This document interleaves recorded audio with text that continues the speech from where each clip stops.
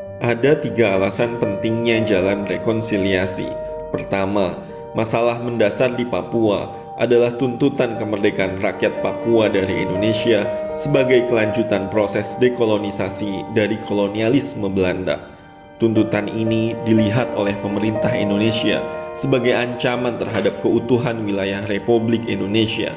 Dengan demikian, pihak pemerintah Indonesia berada dalam posisi berhadap-hadapan dengan rakyat Papua. Kedua, fragmentasi politik menajam di kalangan masyarakat Papua antara yang menyatakan loyal pada Jakarta dengan mereka yang teguh menuntut kemerdekaan. Terdapat juga orang Papua yang berada di wilayah abu-abu politik ini.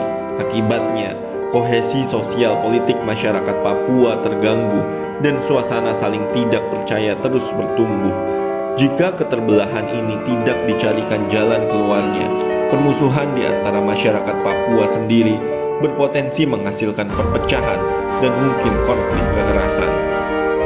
Ketiga, dalam kurun waktu konflik yang panjang itu telah tumbuh trauma dan kenangan buruk, terutama dendam yang mendalam.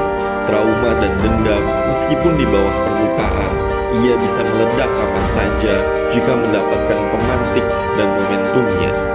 Rekonsiliasi bisa ditempuh dengan 2 jalan. Pertama adalah jalan prosekusi, yaitu dengan pembuktian di pengadilan. Jalan ini mengandaikan bahwa semua peristiwa kekerasan di masa lalu bisa diinventarisasi menjadi kejahatan yang dapat dibuktikan secara material di hadapan pengadilan.